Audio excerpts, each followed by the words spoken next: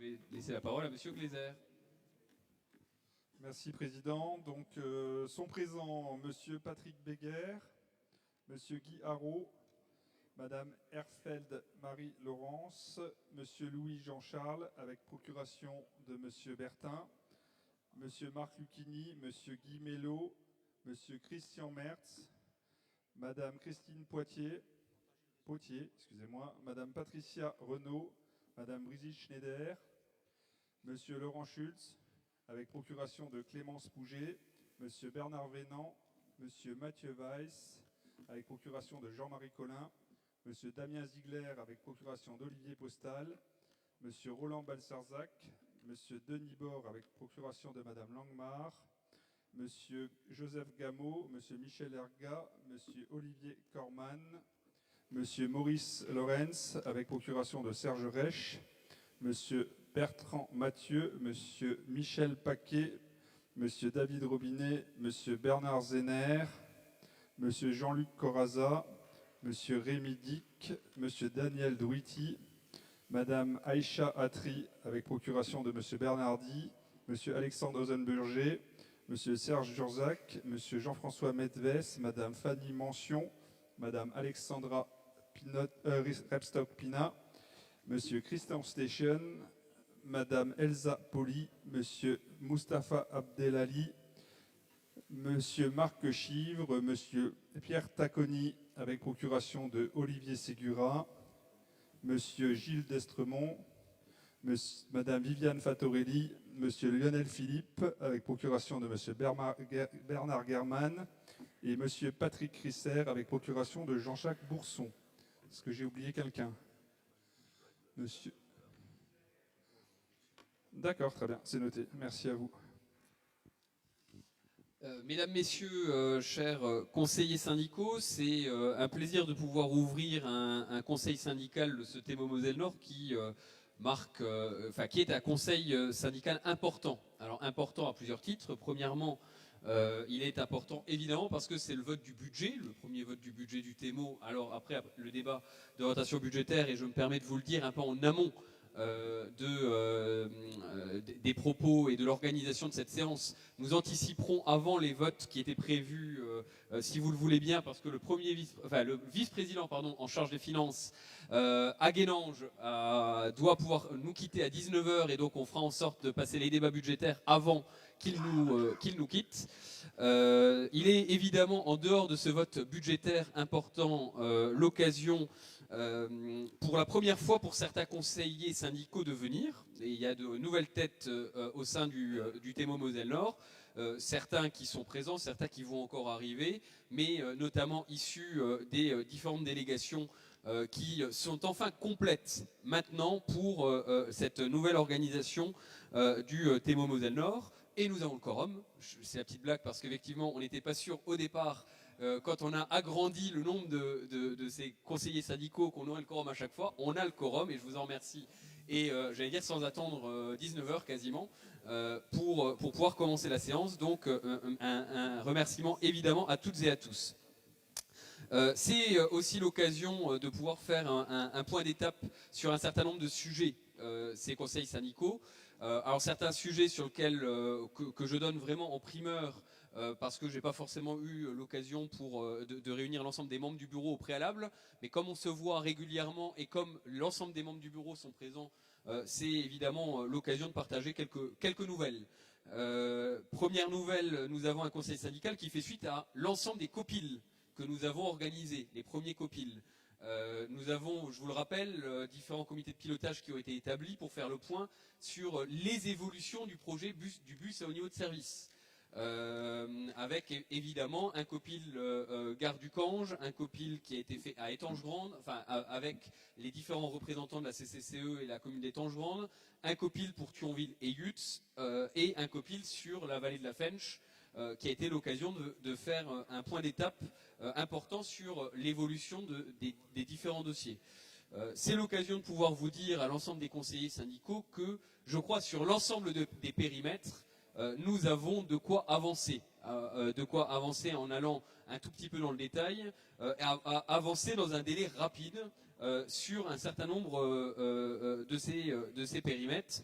Alors, il y a notamment un sujet qui nécessitera des engagements financiers plus importants, qui est notamment la question Étanges-Grandes et accès à la gare d'Étanges-Grandes. Mais je remercie évidemment les représentants de la communauté de communes de Cattenom, son président, et le maire de la commune d'Étanges-Grandes, Roland, qui a eu l'occasion de nous montrer ces enjeux, et on aura l'occasion de vous présenter après un travail d'étude et en missionnant une maîtrise d'œuvre spécifique, le travail et la réalisation du travail de ce premier comité de pilotage sur l'accès à la gare d'Étanges-Grandes, mais qui permettra véritablement de compléter une véritable offre importante d'accès concernant cette gare d'Étanges-Grandes, et rendra aussi concret la mise en place de ce qu'on a appelé les points multimodaux, puisque j'ai beaucoup énoncé ce principe des pôles multimodaux autour des gares. Et à la gare d'Étanges-Grandes, je pense qu'il y a un véritable sujet. Je pense également gare du Cange, où gare du Cange, il y a un travail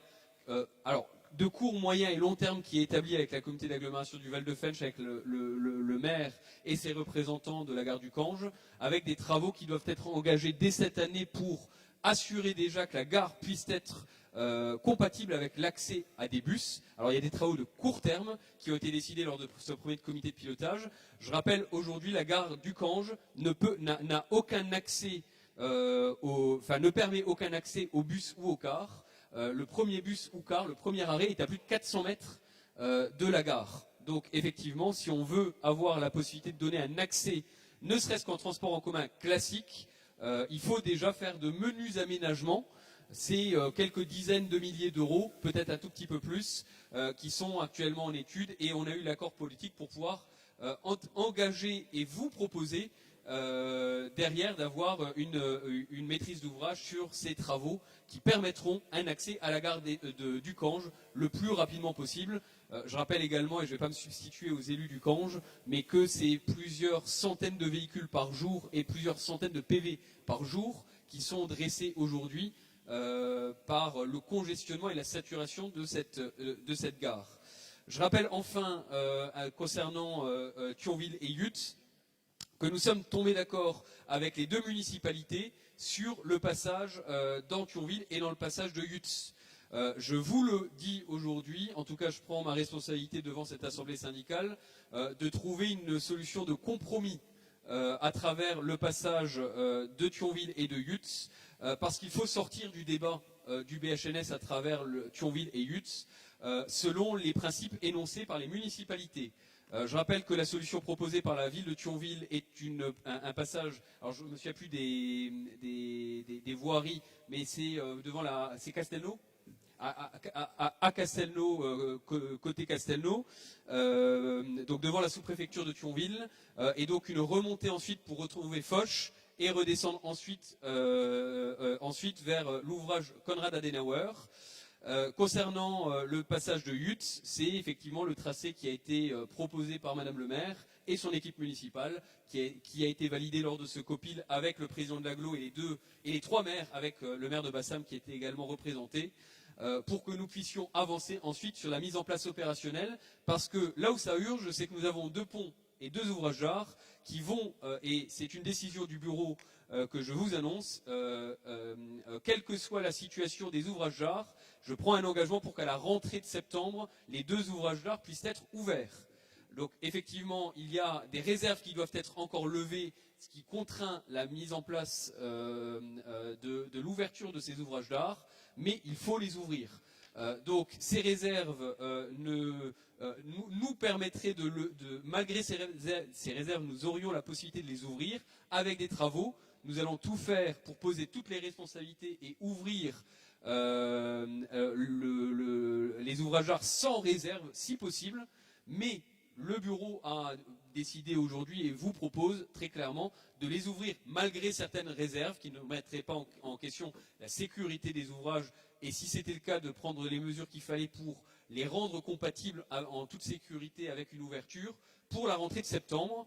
Et à partir de ce moment-là, il faut bien effectivement trouver et assurer le cheminement et le bon fonctionnement de la suite du réseau. Parce qu'il faut donner aux délégataires un cap, donner à nos habitants évidemment eh ben, un cap politique très clair. Et donc, effectivement, il me semblait important de commencer ce conseil syndical en disant bien que sur l'ensemble de ces voies et l'ensemble de ces périmètres, sur l'ensemble des différents périmètres évoqués à travers ces trois pôles multimodaux, eh ben, nous avons aujourd'hui des solutions politiques qui sont très claires et qui sont proposées, en tout cas, sauf évidemment à ce que l'Assemblée ici en décide autrement. Mais en tout cas, moi, je vous propose que nous avancions vers des voies et vers des solutions qui nous permettent ensuite d'utiliser ces ouvrages d'art au mieux à travers les villes qui sont précitées.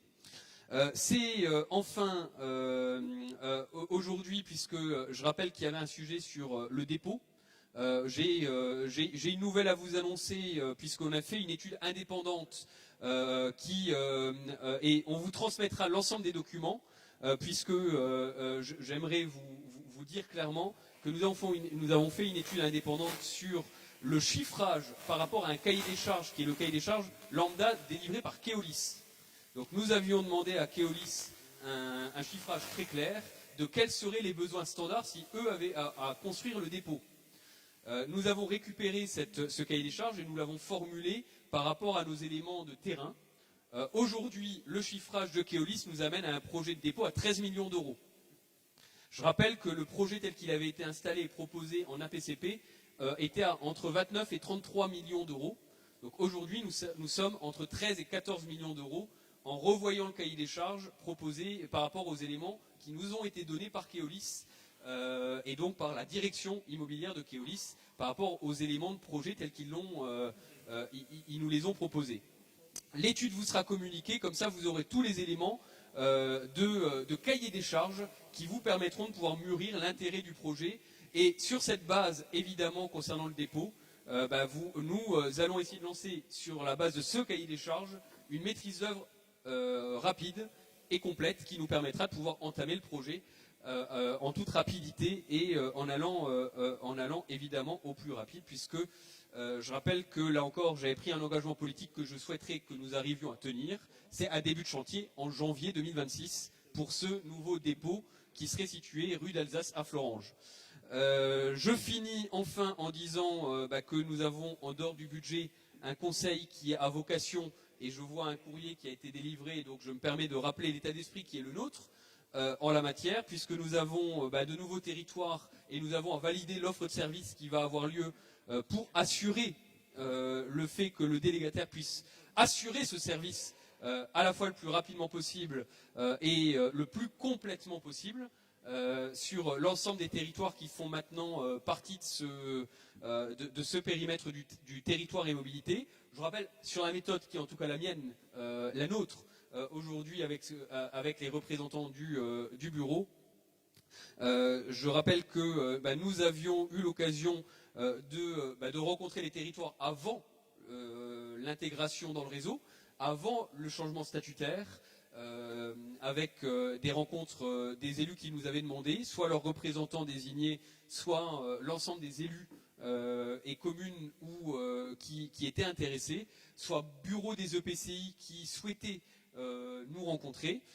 Systématiquement a été discutée l'offre de service qui était proposée et les engagements financiers qui étaient celles des territoires. Je rappelle par ailleurs, et tout ça a été intégré dans une forme de pacte de confiance entre nos territoires pour assurer à la fois une offre de service qui correspondait à un engagement financier et s'assurer aussi que cette offre de service corresponde à un engagement au juste prix du transport par rapport à ce que chacun des territoires dégage financièrement, évidemment. Donc est en balance évidemment l'engagement financier avec l'unicité nécessaire de ce réseau de transport qui est absolument nécessaire, sinon ça ne sert à rien d'avoir un réseau commun s'il n'y a pas d'unicité de ce réseau de transport. Je rappelle ensuite qu'une fois le TEMO mis en place, une fois les statuts validés, une fois passé ce 1er janvier 2025, nous avons discuté techniquement avec les territoires, avec les EPCI, sur l'offre qui était la mieux à même de correspondre territoire par territoire. C'est comme ça que nous avons fait ces propositions qui vont être présentées aujourd'hui et qui sont valables à partir du combien? C'est à partir d'avril? À partir du 7 avril. Voilà. Voilà. Donc, et c'est sur cette base-là que a été proposé ces éléments d'offres de transport qui sont d'un côté pour le pays au de la dette, de l'autre côté pour la CCCE. Si, et je le dis avant même les débats, et on y reviendra tout à l'heure, je l'imagine, s'il faut retourner en discussion politique et pas en discussion, j'allais dire technique, avec les territoires qui sont concernés pour pouvoir assurer l'unicité. C'est parce que je parle trop. S'il faut s'assurer en termes de revoir l'organisation de l'offre de transport pour répondre aux enjeux des villes, des communes ou des territoires qui ne se sentent pas assez intégrés au reste du réseau, moi ma porte elle est ouverte avec les communes, avec les EPCI représentés. Évidemment, ça sera une discussion à la fois financière et une discussion à la fois financière et de réseau. Voilà, parce qu'effectivement, les deux sont liés et ça nécessitera évidemment un accord de tous les représentants des EPCI, puisque on va et je finirai par là, notamment suite et j'ouvre pas le débat puisqu'on y reviendra, je l'imagine, au point sur les votes tout à l'heure liés au pacte de confiance qui a parfois peut-être été mis en douleur suite au dernier vote, au dernier conseil syndical, notamment avec les dernières élections qui ont pu laisser des traces. Je le dis, nous intégrerons de fait une espèce de bureau ad hoc à côté du bureau, une instance des financeurs, pour que les EPCI puissent avoir leur mot à dire. Et je proposerai évidemment lors d'une prochaine révision statutaire, puisque nous aurons une prochaine révision statutaire à la fin de cette année 2025 qui sera obligatoire avec l'évolution de la Thionville-Fench agglomération et l'intégration de cette Thionville-Fench agglomération, nous intégrerons et nous donnerons une place réglementaire à ce bureau des financeurs du TEMO. Voilà. Et qui donnera la possibilité aux représentants des EPCI d'avoir une voix au chapitre, présent dans le bureau ou non représenté au bureau. Et comme ça, il y aura une place qui dépassera la valeur, j'allais dire, du bureau, et qui donnera toute sa valeur à nos pactes de confiance et à nos discussions en confiance qu'on mérite toutes et tous de faire valoir, peu importe les aléas politiques. Parce que je pense que c'est ça qui doit nous rassembler, c'est qu'effectivement, on doit pouvoir se parler entre financeurs en toute confiance, sans dépendre des aléas politiques, des aléas de personnes, qui parfois peuvent, dans cette assemblée comme dans d'autres, remettre en cause ces discussions en confiance. Voilà, désolé pour ces propos liminaires très longs, mais qui me permettent de cadrer l'ensemble de ces enjeux, et je reparlerai à la fin du CERM, parce qu'on sort d'une réunion du COSTAT du CERM, et j'aurai quand même un petit mot tout à la fin sur le CERM. On va passer au débat budgétaire, si vous le voulez bien, comme ça, monsieur le 5e vice-président pourra peut-être la désignation d'un secrétaire de séance. Je vous propose, puisque le secrétaire de séance ne peut pas être M. Tacconi, qui ne va pas rester jusqu'au bout, de donner le secrétariat de séance à M. Weiss. M. Weiss, c'est bon. Et donc je passe la parole pour toute la partie financière à M. Tacconi. Bon, nous intégrons pour les nouveaux représentants de l'agglomération Val-de-Fench. Est-ce qu'il y a des commentaires sur cette intégration des nouveaux représentants du Val-de-Fench? On peut les applaudir pour les accueillir.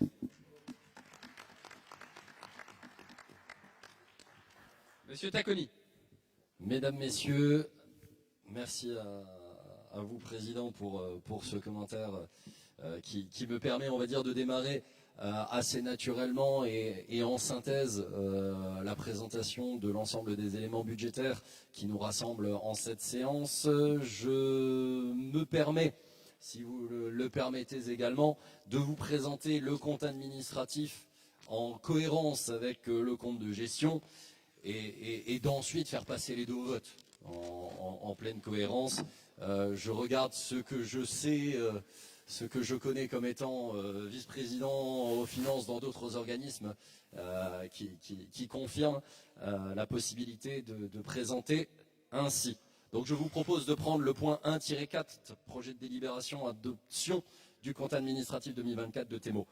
Vous avez sous les yeux donc les dépenses et les recettes de 2024, où nous avons à l'investissement 52 millions de recettes pour 46 800 000 de dépenses en investissement. Sur ce qui est de l'exploitation, 41 460 000 de recettes pour 32 300 000 de dépenses, ce qui nous donne un résultat d'exercice de 14 609 000 au total, auquel nous devons additionner bien sûr les résultats cumulés des exercices précédents. Somme toute faite, nous avons donc sur l'investissement 2 100 000, en exploitation 18 millions, quasiment 19 millions d'euros, soit un total de 21 118 609,09 euros.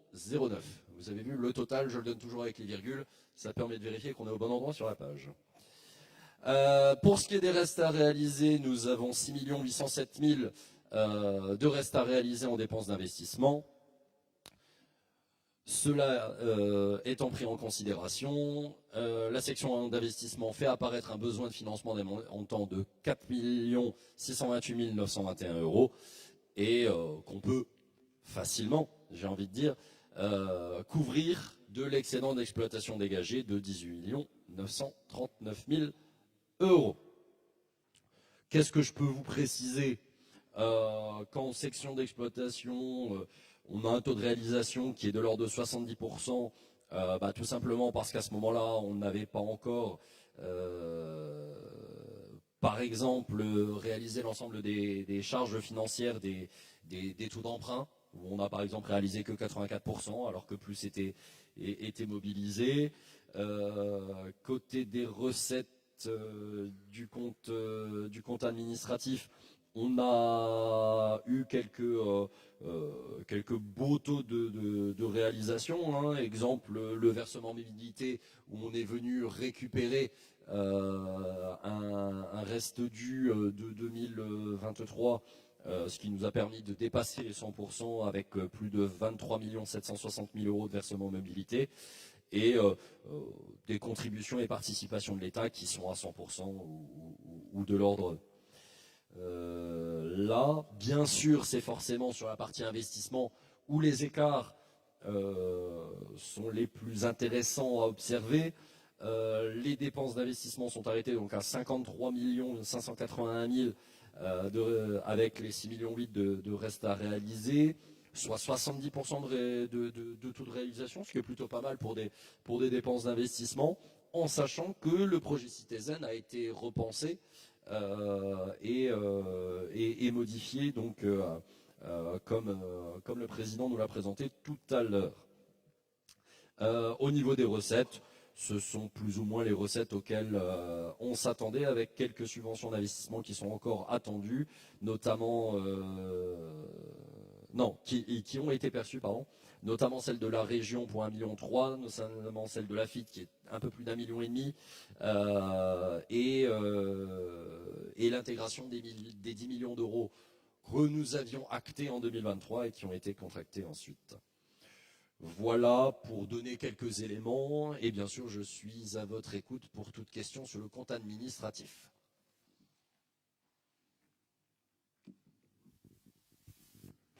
Voilà, merci Monsieur le Vice-président. Alors, est-ce qu'il y a des questions? Apparemment pas. Donc, on va pouvoir approuver le compte de gestion, si vous le voulez bien. On va passer au vote. Donc, qui est contre? Qui s'abstient? Donc, merci pour le compte de gestion. Et de la même façon, le compte administratif qui vient de nous être présenté par le 5e vice-président. Je vous propose de passer au vote. Donc, qui est contre? Qui s'abstient? À l'unanimité. Je vous remercie. On peut rappeler Monsieur le Président. Merci.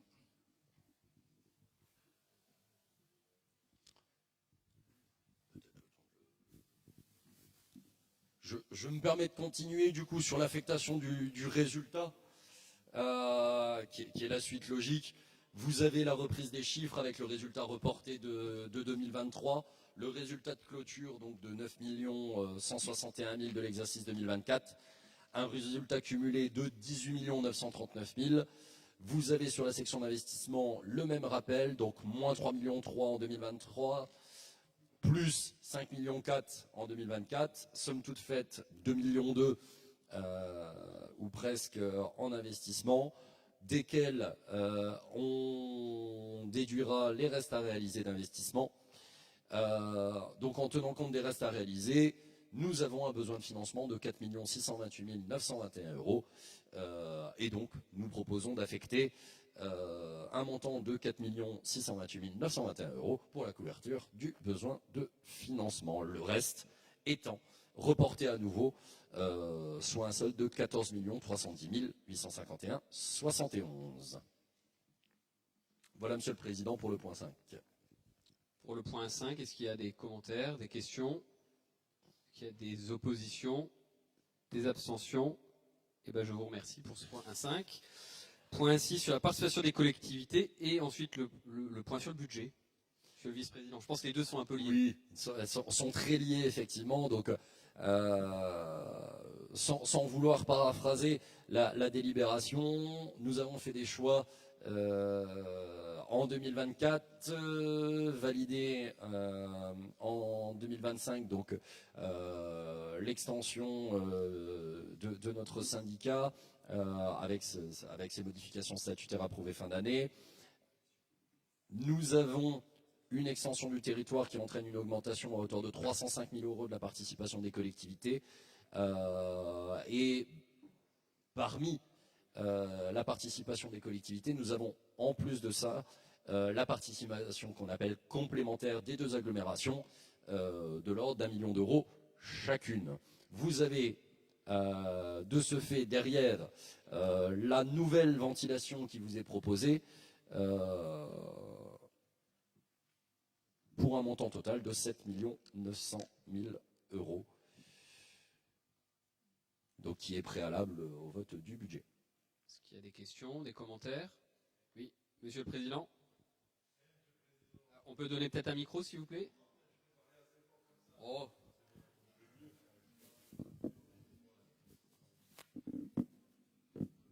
Monsieur le Président, je vous ai écrit le 25 février, on a eu une réponse le 20 mars.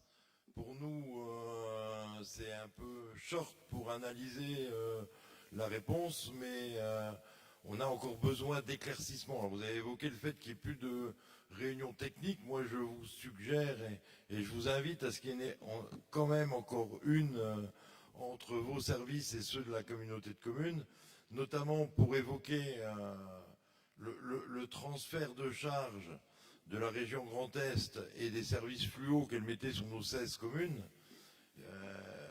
J'ai pas tout bien saisi et donc je préfère qu'on prenne le temps de bien s'expliquer ça. Le transport à la demande, là aussi il faut que ça soit clair et on aimerait pouvoir évoluer parce que pour nous c'est important. Vous savez, en milieu rural, le transport à la demande c'est quelque chose de très important et donc on voudrait pouvoir avoir cette offre-là dans une offre de base dès le départ et qu'on n'en rediscute plus. Voilà, c'est les principales demandes d'éclaircissement que nous on souhaite comme explication sur notre participation, quoi. Okay. Sur le principe, est-ce qu'une réunion technique vous convient, enfin technico-politique, mais d'éclaircissement avec vous-même et les maires, ou alors voilà, à votre disposition? Déjà avec les services de la Camcom, qu'on comprenne bien et qu'ils puissent bien expliquer à l'élu que je suis pour où est le transfert de charges et de moyens. Par exemple, la région Grand Est va donner pour les 16 communes une somme importante parce que c'est elle jusqu'à présent qui a organisé le transport. Donc comment demain on retrouve sur notre territoire cette somme, parce que je ne vois pas pourquoi on devrait la payer. Il y a un transfert de charge de la région Grand Est. Voilà. Donc il faut que tout ça soit vraiment clair. Pas de souci, on viendra vers vous pour l'organisation rapide de ce point technico-politique, Monsieur le Président. Merci. Est-ce que, outre cette réserve, il y a d'autres questions, commentaires concernant les participations des collectivités? Oui. Alors, le micro arrive. Voilà. Donc, on vous a adressé un courrier assez tardivement. Vous l'avez reçu aujourd'hui. qui a été signé par 3 maires, donc à qui on a fait une offre de transport. Et franchement, on n'est absolument pas satisfait de l'offre qui nous a été faite, quoi. Donc je ne vais pas rentrer dans le détail, mais je pense qu'on aimerait également pouvoir en discuter. Parce que une expérimentation, ça ne marchera pas. De toute façon, ce genre de dispositif ne marchera pas. Et j'ai l'impression qu'on est un petit peu abandonné, quoi, hein. Donc il s'agit d'aller vers le Luxembourg, mais nous qui sommes aux confins du Luxembourg, eh bien, je suis désolée, cette offre n'est absolument pas à la hauteur des attentes ni de la population du territoire, ni voilà, une offre intracommunautaire qui ne permet même pas de faire Audinville-Rue, qui sont les 2 plus grosses communes de l'intercommunalité. On a un souci avec ça, d'autant plus qu'on n'a pas vraiment été associé aux discussions, aux négociations. Donc on aimerait quand même, je préfère mettre un bémol, voilà.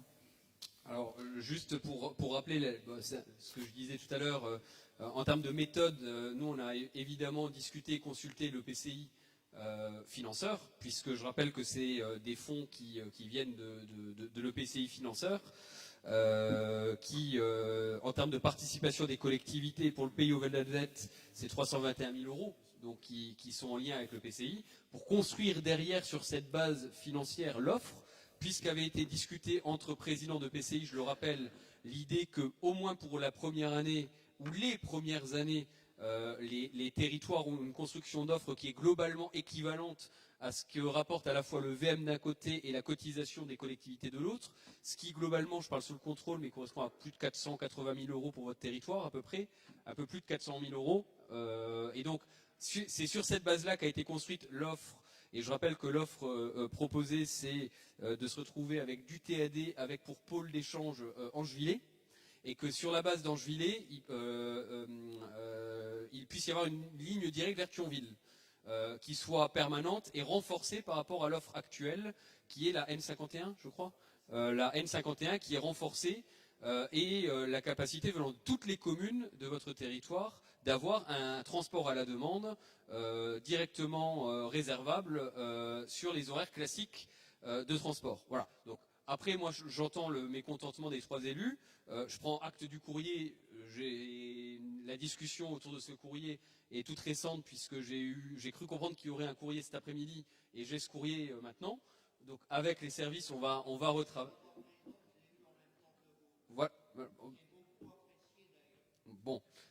J'entends, monsieur le Président. Donc, moi, sur cette base-là, alors, juste chacun pourra peut-être prendre la parole après, comme ça, je finis juste le propos et chacun pourra répondre. Mais voilà, moi, sur cette base-là, je veux bien aller à la rencontre des maires.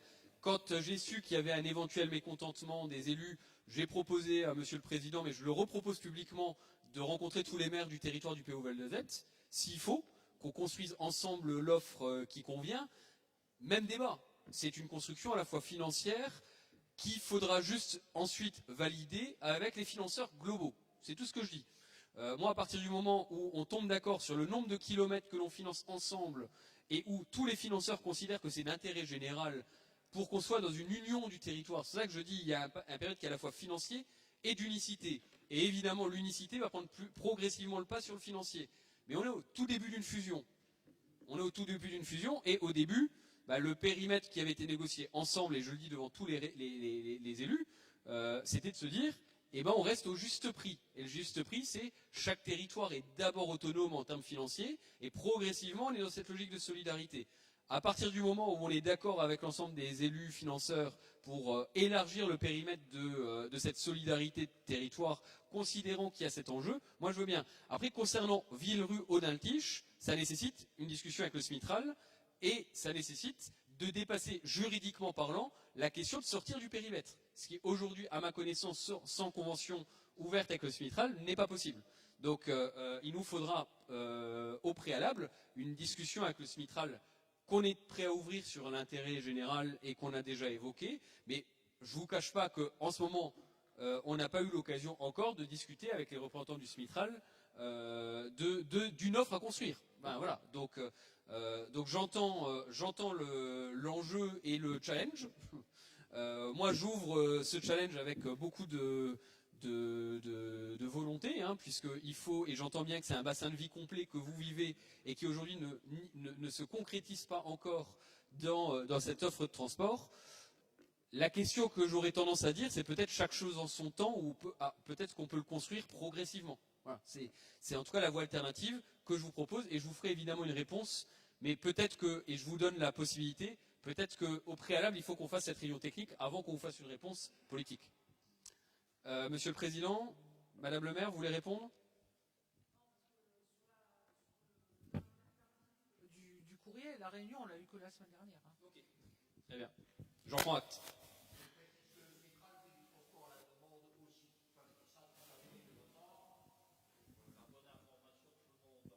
Bon. Une fois qu'on a dit ça, est-ce qu'il y a d'autres commentaires sur ce sujet? Non? Pas d'autres commentaires? Eh bien, on passe les participations des collectivités, si vous le voulez bien, au vote. Est-ce qu'il y a des oppositions sous les réserves de 2 réunions techniques, voire 3, puisque j'entends que pour ce territoire, nous avons une discussion avec les maires et le président de la communauté de communes, soit séparés, soit ensemble. Ça sera à votre disposition, Monsieur le Président, de nous le dire. Et dans tous les cas, une réunion avec technico-politique également, avec le territoire de Cattenom, pour figer définitivement derrière cette participation des collectivités la construction de l'offre et lever les réserves. Sous ces 2 réserves, est-ce qu'il y a des oppositions? Est-ce qu'il y a des abstentions? Je vous remercie pour cette unanimité, parce que je pense quand même qu'on est sur une construction d'un réseau unifié sur des territoires différents. Donc je pense qu'on peut déjà se satisfaire de cette unanimité. Je vous en remercie toutes et tous. Nous arrivons sur le budget primitif. Monsieur le vice-président. Alors, histoire de raccourcir et d'alléger la présentation, je vous propose 6 juin une petite présentation. Alors, c'est parti. Attends, je vais le mettre à l'écran ici aussi. Voilà. Alors, la première slide rappelle le budget dans ses grands ensembles avec des crédits ouverts en section d'exploitation pour 53 415 445,20 €. Avec en recette, bien sûr, le résultat reporté de 14 310 851. Et en section d'investissement, vous avez en dépenses, en plus des restes à réaliser, 29 894 277 € pour un budget total en investissement de 36 702 034,96 € et donc un total de 90 117 496. Zoomons sur la section d'exploitation avec la première des positions, pour ne pas dire la plus importante, la RFE, qui est en fait la rémunération de l'exploitant, la rémunération forfaitaire de l'exploitant, dont vous pouvez voir l'évolution. Nous avons voilà une croissance de l'ordre de 13% parce qu'il y a eu des avenants. Et donc le contrat de délégation de service public qui prendra fin à l'instant où je vous parle, au 31 décembre 2025. Bien sûr, il y a une augmentation qui est de l'ordre estimé de 3%, notamment à la question des actualisations qui sont dues contractuellement. Des questions sur ce slide en particulier? Non, ok, slide suivante. Concernant les charges à caractère général, donc nos autres dépenses, 34% d'augmentation sur cette section. 2 éléments en particulier, bien sûr les locations de bus en parallèle de la délégation de service public représentent plus de 50% de la charge de ce poste. Elles sont prévues en hausse de 34% en 2025, compte tenu des différentes évolutions relatives à l'extension du périmètre, en attente d'avoir les nouvelles acquisitions de bus. Nous avons également, bien sûr, les charges courantes à prévoir, mais aussi l'évaluation du PDM qui sera dans ce poste, qui est estimé à plus de 130 000 €.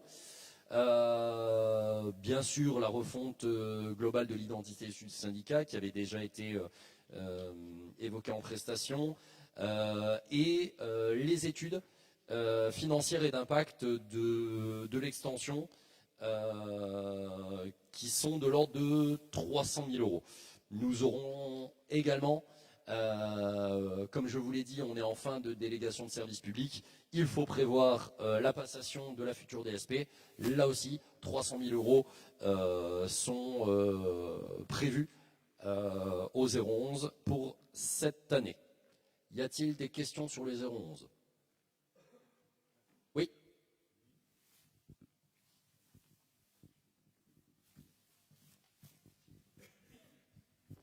Merci, Président.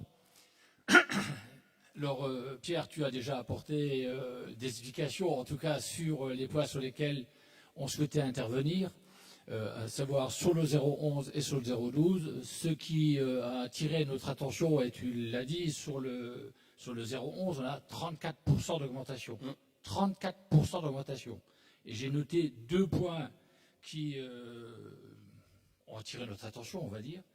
C'est le 617, donc études de recherche auquel tu as fait allusion. On passe de 13 000 euros à 522 000 euros.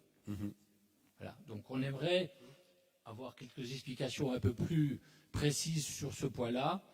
Et il en est de même d'un autre article qui est le 622.6 honoraire, où on passe de 56 000 euros à 391 000 euros. Voilà. Et donc voilà des éléments quand même qui sont importants en matière d'augmentation et pour lesquels il faudrait quand même apporter, à mon avis ou à notre avis, à l'Assemblée quelques explications. Voilà. Alors, je reviens après, comme ça tu pourras apporter une réponse globale. Tu as parlé du 012 tout à l'heure. Je vais y venir. Voilà. Je ne suis pas intervenu, j'attendais qu'on fasse les dépenses en même temps pour intervenir à la fois sur le 011 et sur le 012. Et donc, sur le 012, effectivement, il y a une augmentation de 30%, puisqu'on passe de 750 000 à 980 000 euros. Alors, oui. Dans mes fonctions antérieures, j'avais quelques notions de ce que pouvait coûter un poste. D'accord. Là, c'est quand même des postes qui coûtent très cher. Bon, donc, qu'on nous explique un peu sur lesquels, quels sont les justificatifs de ces postes-là. Donc, ce que je peux vous dire sur, alors en allant peut-être dans le détail sur les 2-3 postes en 011, le premier sujet, enfin les 2 premiers sujets, à la fois audit honoraire, c'est assez clair, et je crois que ça a été évoqué par le vice-président. On est dans une situation où, au forceps, on est en train de lancer des études à tout va, je le dis, on est des études pour lancer des maîtrises d'œuvre, pour relancer le PDM. Je rappelle qu'on a l'audit financier qui a été lancé et qui a représenté un travail, l'audit financier qui va devoir émerger dans les 4 semaines, un mois et demi peut-être. Je préfère pas m'engager sur une date en tant que telle, parce qu'on est sur les dernières, les dernières discussions actuellement. Mais ce que je peux vous dire, c'est que c'est des centaines d'heures de travail qui ont dû être réalisées par le cabinet d'avocats et d'experts comptables, des centaines d'heures. Je peux vous dire que également la pièce qui est juste là-bas, c'est le nombre de documents qui ont dû être analysés. C'est la taille du nombre de documents qui ont dû être analysés. On vous fera un rendu évidemment dès qu'on a des éléments sur cet audit. Des éléments formels, mais ce que je peux vous dire effectivement, c'est que ça a été un très très gros travail, et donc forcément ça a coûté un petit peu d'argent. Ce que je peux évidemment vous dire, c'est voilà, on est dans une démarche d'études relativement importante pour répondre au plan de charge, tout simplement, du syndicat. On pourrait commencer à vous faire un tableau de bord de toutes les évolutions qu'on a discutées et annoncées ces 6 derniers mois. Ça ne se fait pas sans études, ça ne se fait pas sans dynamique, sans prestations extérieures. Donc oui, c'est sûr que quand on faisait moins de prestations ou qu'on avait un plan de charge qui était moins important, ça coûtait moins cher. Donc là, je rappelle aussi qu'avant on avait un mandataire qui faisait tout pour nous et qui nous refacturait tout de manière très opaque, que ça n'était pas intégré dans nos budgets, puisque c'était de la facturation directe. Donc on ne peut pas comparer l'incomparable. Là aujourd'hui, tout est en régie, donc visible dans le budget, et qui amène à débat. Alors qu'auparavant, on était dans de la facturation par le mandataire. Donc, c'est sûr que comparer un système où aujourd'hui on est en régie, dans un débat en budget direct, en régie directe, et un système où on avait le mandataire qui nous envoyait de la facturation et qui nous disait, bah voilà, ça coûte tant, et on payait tant, mais sans aucune visibilité publique sur ces factures, à peine des débats sur les avenants, c'est pas du tout le même mode de fonctionnement, et toutes les études étaient intégrées dans le mandat. Donc voilà, simplement pour vous, quand on parle de référentiel, aujourd'hui on parle aujourd'hui en termes de référentiel, quasiment d'une page blanche, on a l'impression, mais il faut jamais oublier que tout était quand même intégré d'une année sur l'autre dans ce système de mandat. Et après sur le personnel, aujourd'hui vous avez l'organigramme, je crois, qui est annexé, qui vous permet de... Enfin, je rappelle sur l'organigramme que la différence, ce n'est pas un temps plein. Je rappelle que j'ai récupéré un syndicat où je me suis retrouvé avec 5 personnes au bout de 2 mois. Il est resté 5 personnes, 5-6 personnes peut-être au bout de 2 mois. Aujourd'hui, on va être à 14 qui sont arrivés au milieu de l'année 2024. Et là, on va les payer pour la première année complète. C'est ça la différence. C'est que, j'allais dire, on compare là encore des temporalités différentes où sur le 0,12, pour la première fois, on va payer l'organigramme complet sur une année lycée. Alors que l'an dernier, on a payé le personnel sur une demi-année, puisque les gens sont arrivés, Philippe Blézère est arrivé au mois de juillet, officiellement, et l'ensemble des services qui sont arrivés entre septembre et novembre. Donc c'est sûr qu'on était dans le format dégradé de l'offre de service du SMITU quand on était en année 2024, si on prend l'année 2024 comme l'année référentielle. Là, en 2025, on est sur l'organigramme complet payé lycée sur 12 mois. Voilà. Donc effectivement, voilà globalement le delta sur la partie 0,12. Après, je suis conscient que les enjeux politiques qu'on a évoqués, que j'ai évoqué publiquement à plusieurs reprises, eh ben c'est sûr que, j'allais dire, sur le tableau de bord complet du plan de charge, c'est sûr qu'on est sur un SMITU qui coûte plus cher en fonctionnement, en exploitation, et en dehors simplement du coût du délégataire. Puisque je rappelle que l'ambition qu'on s'est fixée avec le TEMO, c'est de ne pas simplement se résumer à un syndicat qui fait du transport public. Si notre seul coût se résumait à être en rémunération directe d'un délégataire quelconque, et bien forcément, à côté de ça, toutes les études support sur l'aménagement et sur les projets d'aménagement, on n'en a pas le besoin. Si demain on reste sur l'ambition qui a été figée dans le cadre du débat d'orientation budgétaire, forcément ça a un coût. Et ce coût aura forcément un coût pour le contribuable, un coût pour les territoires, un coût pour l'ensemble des territoires associés. Je me permets simplement un dernier élément, parce que je pense forcément que pour tout le monde ça peut être évasif sur la question de l'audit. Je rappelle un simple élément, je ne vous fais pas une promesse parce qu'en tant que tel je ne sais pas si je peux la faire, mais je pense que quand on étudiera, parce qu'on est sur des éléments actuellement un peu préliminaires de l'audit, actuellement et de discussion préliminaire de l'audit, je pense que le syndicat restera gagnant d'un audit qui aura certes été très cher, mais je peux vous dire que le syndicat aura à faire des choix qui seront gagnants financièrement pour le syndicat et pour le contribuable, après l'audit. Voilà. Donc ça coûte très cher de faire cet audit, c'est un fait, mais j'ai tendance à penser que ça restera, au final, dans nos relations contractuelles, un enjeu intéressant pour le contribuable et pour les représentants que vous êtes ici. Merci, Président. Oui, je peux répondre à tout ce qui a été dit. Dans mes fonctions, ça fait un petit moment que je siège au sein de ce syndicat. Et des études, il y en a déjà eu beaucoup. Et je sais que c'est quelque chose qui a toujours été un point qu'on a fait remarquer dans les présidences antérieures. Et je sais que l'avant-dernier président, M. Mison, que j'ai soutenu dans cette action-là, l'a souvent fait remarquer que le poids des études dans les frais d'exploitation était relativement élevé. Donc je ne voudrais pas, aujourd'hui, en tout cas au niveau de la Comcom, qu'on se retrouve dans des situations où on fait des études et qu'il n'y a rien qui aboutit derrière. Voilà les raisons pour lesquelles. Donc l'explication concernant ce qui a été donné, je l'entends. Mais je tenais quand même à le rappeler que ces études, il faudrait qu'elles aboutissent à quelque chose, sinon c'est de l'argent qui est gaspillé. Et on a gaspillé beaucoup d'argent par le passé. Ça, c'est la première remarque. La deuxième remarque, ça concerne le 012. Je ne suis pas naïf, je sais très bien que des postes qui sont créés en cours d'année sont répercutés à temps plein sur l'année suivante. Mais ça fait rarement 30%. Ça fait rarement 30%. Ça peut faire au maximum 15%, mais pas 30%. Voilà. Quand on tient compte du GVT, du poids sénéraciel qui augmente, j'en suis conscient, il y a beaucoup de choses qui ont augmenté cette année. Mais j'ai encore une autre question subsidiaire.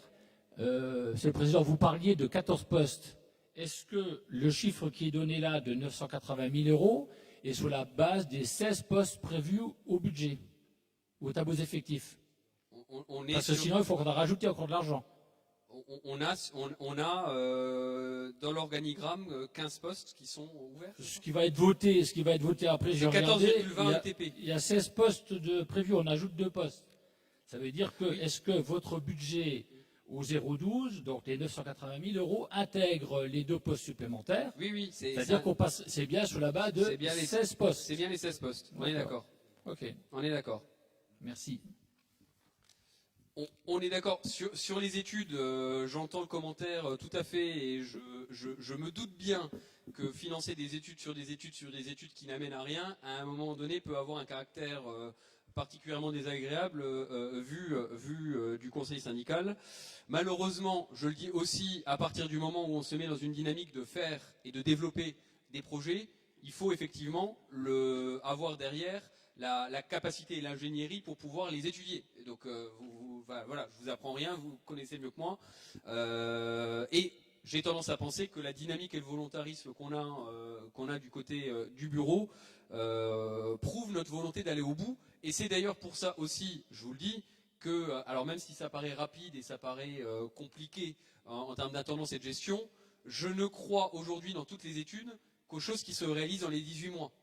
C'est-à-dire que quand je vous annonce l'étude sur le dépôt, je vous dis l'enjeu c'est que le dépôt puisse commencer sa première pierre au 1er janvier, ou en tout cas ses travaux au 1er janvier 2026.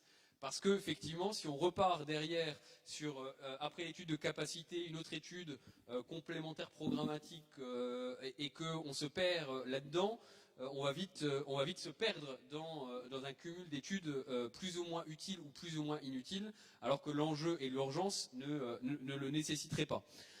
Après, sur les charges de personnel, effectivement, là encore, à un moment donné, quand on voit, je répète, l'ensemble de ces enjeux, l'ensemble des projets qui sont engagés, l'ensemble des sujets pour lesquels on est sollicité, je ne sais pas comment le syndicat peut fonctionner si on n'a pas l'ensemble de ces ingénieries et de ces personnes. Enfin, je répète, ne serait-ce que la question des travaux. Là encore, on parlait mandataire. Pourquoi on a fait le choix à un moment donné d'externaliser la partie gestion des projets à un mandataire. Le meilleur résultat, ça sera l'audit. Je dévoile rien aujourd'hui. Meilleur résultat, ça sera l'audit. On se rend bien compte qu'effectivement, quand on n'est pas nous-mêmes armés pour défendre l'intérêt de la collectivité, à mon sens, aujourd'hui, on a été perdant jusqu'au bout. Et c'est pour ça qu'il vaut, à mon sens, mieux accompagner derrière un chargé de projet quelqu'un qui est ingénieur. Parce qu'effectivement, on voit bien que tous nos sujets du moment et tous nos projets de développement se font autour des enjeux d'aménagement du territoire. Aménager sans avoir en interne l'ingénierie nécessaire, ça paraît difficile. On parle de matériel roulant. Aujourd'hui, on parle de réseau de transport, de déploiement d'offres.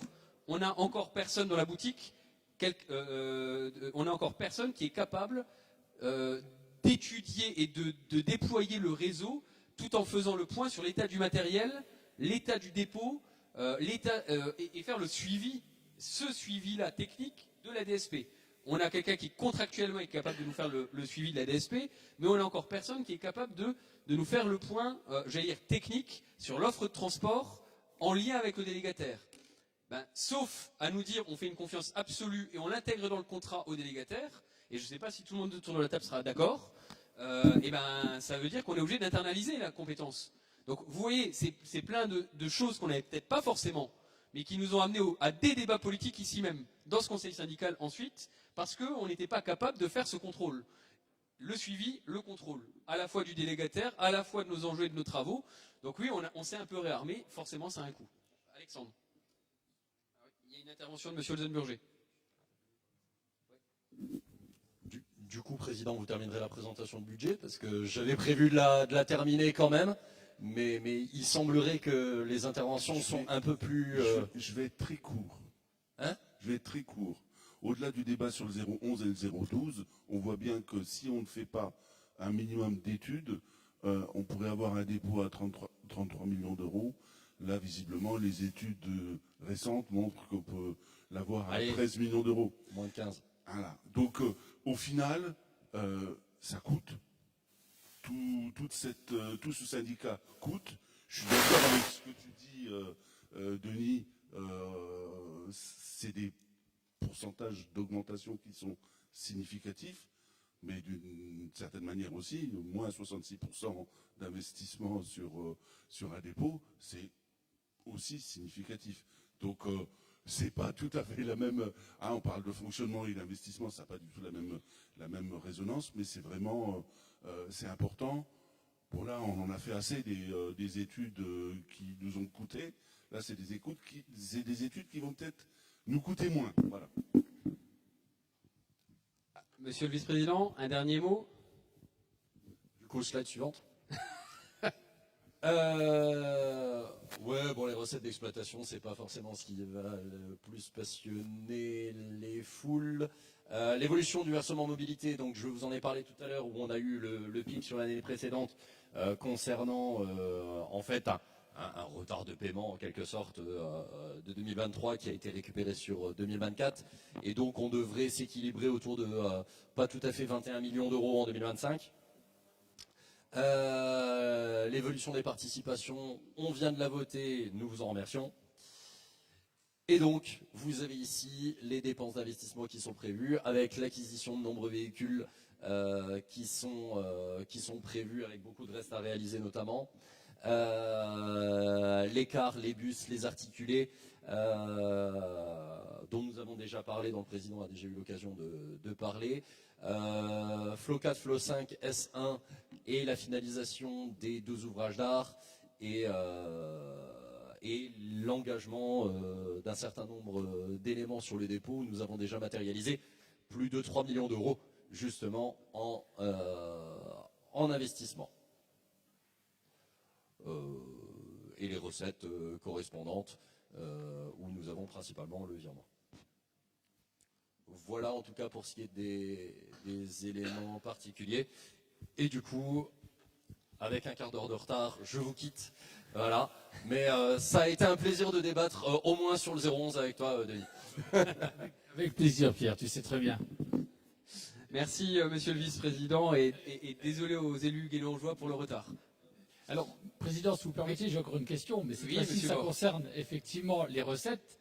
Donc là, on peut se réjouir qu'il y ait 2,3 millions de recettes supplémentaires, recettes fiscales. Et là encore, mon cher ami, les questions qu'on pose, ce ne sont pas des questions d'opposition, c'est des questions d'éclaircissement. On est bien d'accord, on n'est pas en train, et on ne votera pas contre le budget, soyez-en rassurés. Simplement qu'il est logique qu'on se pose certaines questions sur des augmentations. Voilà, c'est quand même des modifications. Au-delà du pourcentage, c'est quand même des sommes aussi qui sont importantes. Parce que 60% sur 10 euros, ça fait toujours pas grand-chose, quoi. Et par contre, 60% sur 3 millions d'euros, ça change un peu la donne. Voilà. Donc, encore une fois, je répète, les éclaircissements qu'on souhaite avoir, ce ne sont pas des éclaircissements d'opposition, on est bien d'accord.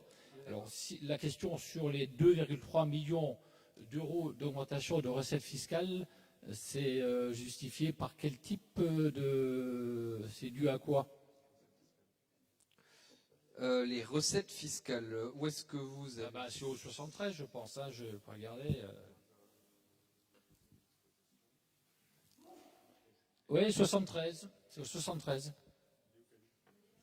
On passe de 18 293 900 à 20 976 504. Donc 2,3 millions en plus, c'est pas mal.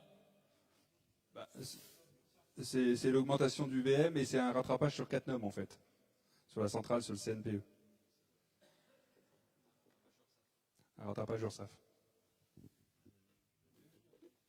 Je vous crois sur parole, hein. Je Parce pense qu'il que est c'est quand il n'y a intégré pas au le budget, détail, c'est qu'on je a... ne peux pas vérifier. On a eu tous les éléments justificatifs. Si vous pouvez nous l'apporter Bien simplement sûr. à la précision, voilà. Et je vous précise également que toutes les études vous seront envoyées, le détail des études en investissement et en fonctionnement par rapport à votre demande vous sera envoyé. Merci beaucoup. Est-ce qu'il y a d'autres questions? Oui. Oui, monsieur. moi j'ai deux autres questions. Oui. La première concerne, suite à l'intégration de Catnum, le transfert de charges de la région pour les lignes fluo. Ma question, est-ce que c'est bien intégré au budget en recettes? Et si oui, à quel montant? Parce que c'est une question qu'on a posée et à la région et à Temo, et pour l'instant, on n'a pas eu la réponse. Donc ça serait intéressant qu'on obtienne cette précision aussi, parce que forcément, c'est une recette qui doit arriver sur les comptes du Temo. Ça, c'est ma première question. Et la seconde, comme ça vous pourrez faire une réponse groupée, c'est dans le cadre de la mise en service des ponts. Alors, Président, vous avez parlé d'un certain nombre de points. Il reste un point sur lequel je sais que je reviens de façon régulière, c'est qu'il y a, de ce que je sais, des échanges et des conventions avec Port-de-France-Thionville concernant des travaux qui ont été faits sur les ponts relevant des compétences exercées par la CA et par Temo. Où en est-on? Et est-ce qu'il y a des recettes qui sont inscrites cette année concernant ces points-là? Sur les conventions concernant les ouvrages d'art, aujourd'hui vous voyez que ça ne fait pas partie de l'ordre du jour du Conseil, mais vous imaginez bien qu'on est vigilant à cette question des conventions préalables, parce que l'enjeu pour le syndicat se monte en plusieurs millions d'euros. On avait déjà communiqué des chiffres peu précis encore à cette époque-là sur le sujet, puisque on a encore un tri sur les compétences obligatoires qui ne dépendent pas du syndicat. Les discussions techniques sont toujours ouvertes avec la ville de Thionville et avec l'agglo, parce que je n'oublie pas non plus qu'il y a à la fois, il y a aussi un biais juridique, puisque la compétence a été transférée en cours de route vers l'agglo. Donc la question c'est qui est le donneur d'ordre et comment ça se passe aussi dans le cadre des allocations de compensation au sein même de la CC, enfin de la CA. Donc tout ça ne nous concerne pas d'une certaine manière, mais s'ingère dans le débat forcément de qui nous doit quoi. Pour le moment, je ne vous propose pas de convention, donc ce n'est pas intégré au budget. Donc effectivement, c'est qu'on n'est pas d'accord, et ça retarde également, mais ça aura un coût, dans le cadre de la mise en service des deux ouvrages d'art, le transfert de la responsabilité des ouvrages d'art. Parce qu'aujourd'hui, je ne vous proposerai pas de transférer, comme le prévoit la loi, ou en tout cas l'accord initial, les ouvrages d'art vers la communauté d'agglomération, Thionville-Fench agglomération future. Et donc ça veut dire qu'il va falloir s'assurer pour ces ouvrages d'art. Et qu'il va falloir qu'on prenne une assurance pour s'assurer que ces ouvrages d'art soient bien sous notre responsabilité, en attendant un transfert lié à une rétrocession organisée. Mais la rétrocession ne se fera qu'une fois qu'on aura évidemment une convention financière annexée. Voilà. Donc ça c'est pour la question des conventions. Vous imaginez bien qu'on est vigilant, mais pour le moment on n'a pas, j'allais dire, à cet égard, d'interlocuteurs qui nous donnent une réponse définitive, à la fois juridique et administrative. Concernant le sujet de fluo. Sur fluo, on est dans les négociations aussi avec la région et c'est pour ça qu'on vous a rien proposé budgétairement. Mais le principe de base, c'est que ça sera à l'équilibre. Aujourd'hui, et avec le maintien des services que la région aujourd'hui opère, parce que l'ensemble des marchés de la région Grand Est court jusqu'à août 2027 et que la région Grand Est ne peut pas s'en dédire. Donc la région Grand Est va maintenir en fait les marchés qu'ils ont actuellement et donc le transfert de charges va se faire à euros constants entre nous et eux sur une base de 2023 comme année de référence. C'est bon pour la réponse? Oui, merci. Merci.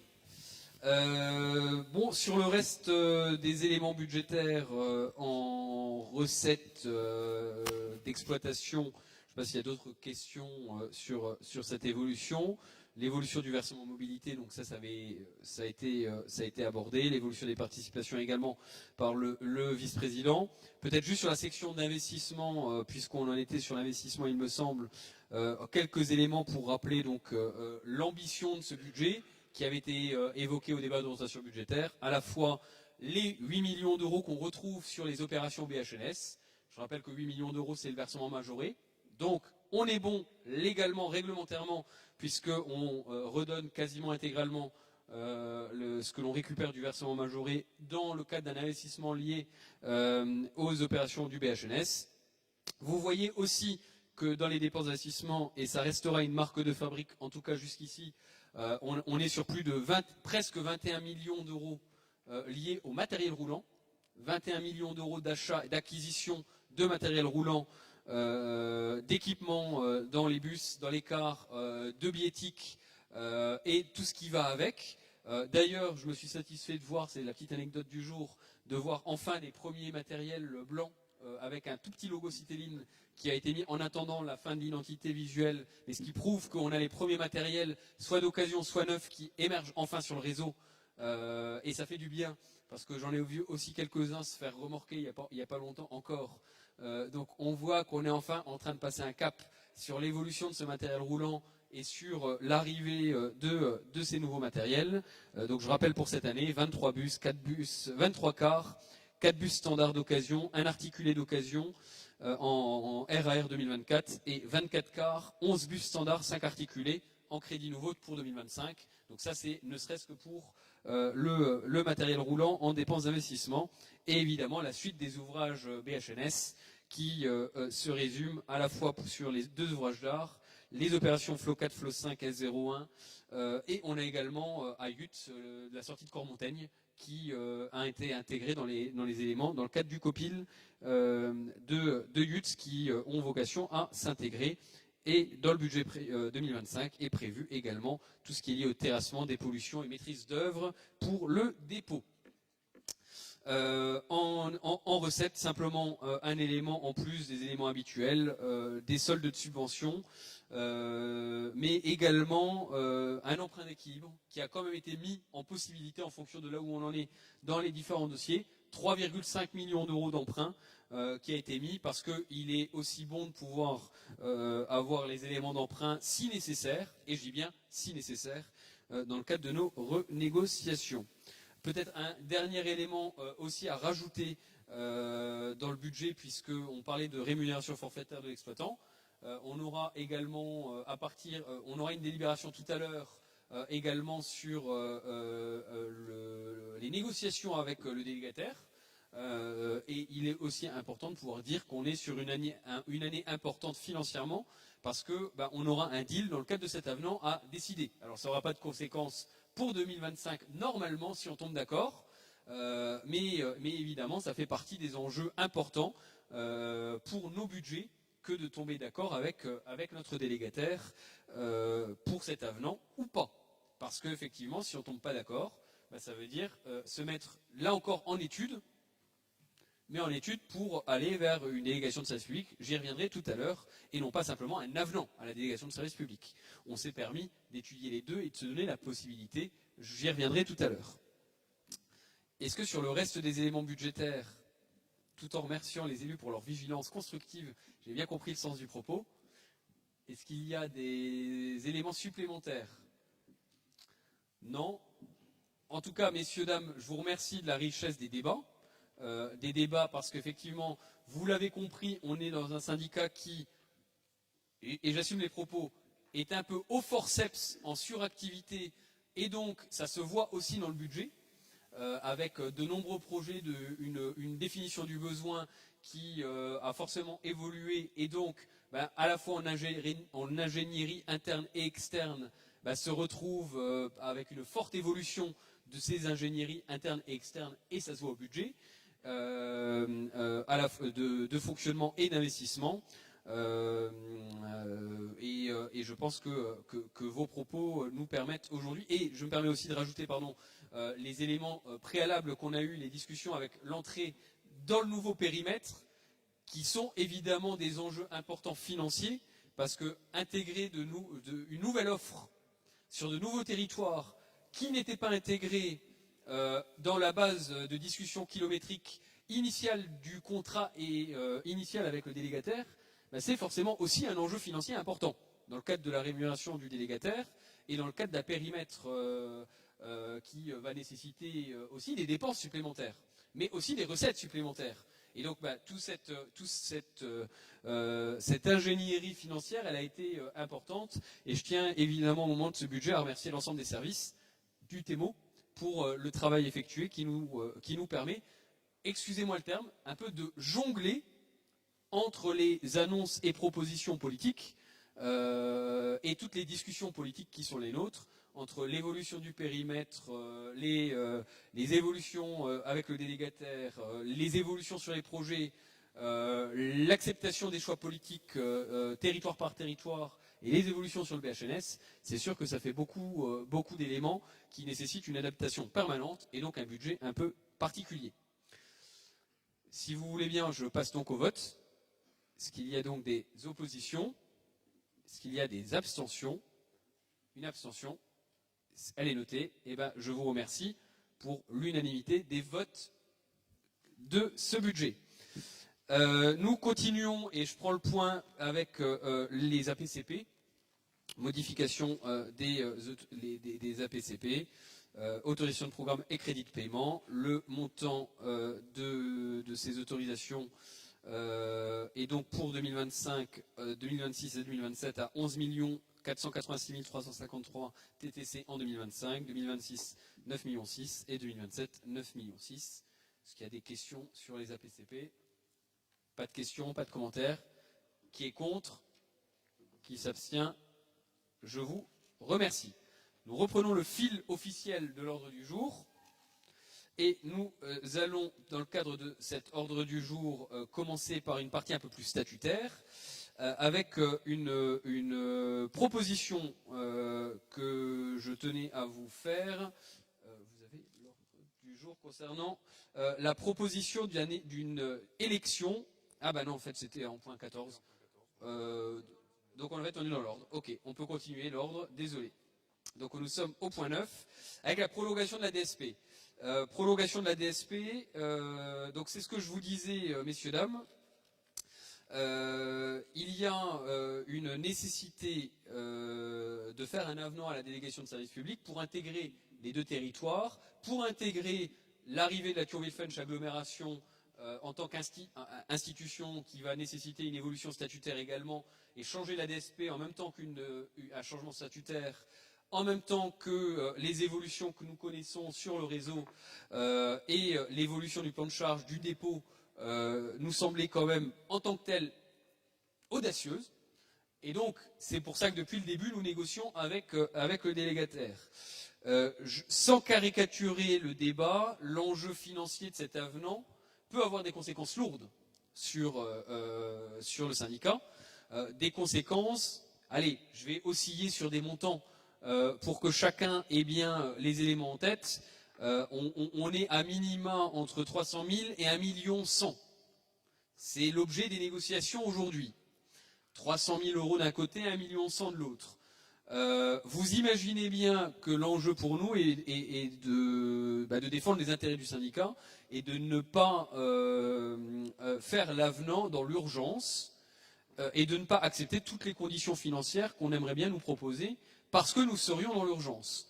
Et donc, moi je me permets quand même de vous proposer, c'est une délibération qui n'a pas de valeur juridique mais politique, de m'autoriser évidemment politiquement à aller vers un renouvellement de cette DSP, mais le cas échéant, si nous ne tombons pas d'accord, d'entamer toutes les démarches, non pas pour faire un avenant au contrat de la DSP, mais d'aller vers un nouveau contrat, et donc une nouvelle DSP.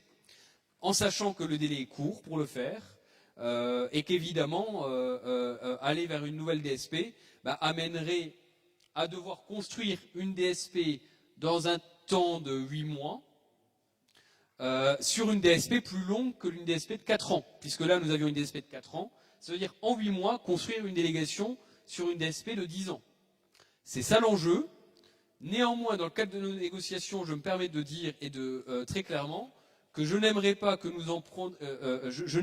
être prise au dépourvu dans une négociation sans parachute avec le délégataire et de nous retrouver sans service, évidemment, d'ici à 8 mois, première chose. Et j'aimerais pas non plus que nous soyons dans une situation où nous acceptions, pour ne pas être sans service, n'importe quelle condition. Et aujourd'hui, je répète, toutes les conditions ne me semblent pas favorables pour aller vers un avenant les yeux fermés.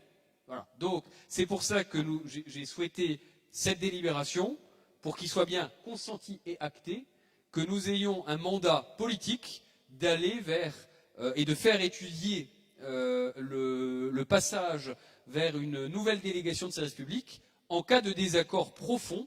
Et nous avons des réunions, je crois cette semaine, avec la vice-présidente, pour jeudi, pour une discussion qui, je l'espère, sera fructueuse avec les délégués régionaux de Keolis. Mais je n'ai pas peur de la mise en concurrence. J'ai tendance à penser aujourd'hui que si nous devons repartir en concurrence, nous aurons des offres. Et nous aurons des offres compétitives. Car j'ai tendance à penser aujourd'hui que aucun délégataire ne voudra louper le deuxième réseau mosellan. Et nous sommes, encore plus avec l'extension du périmètre, le deuxième réseau mosellan. Donc, c'est là où le challenge existe, mais en même temps, il y a un enjeu financier important, parce que vous imaginez bien que dans nos discussions budgétaires, si on se prend dès cette année 1,1 million de plus, ça désorganise notre budget, et ça serait perdant pour tout le monde. Tu veux rajouter quelque chose, Alexandra? Non? Est-ce qu'il y a des questions ou commentaires? Monsieur le Président.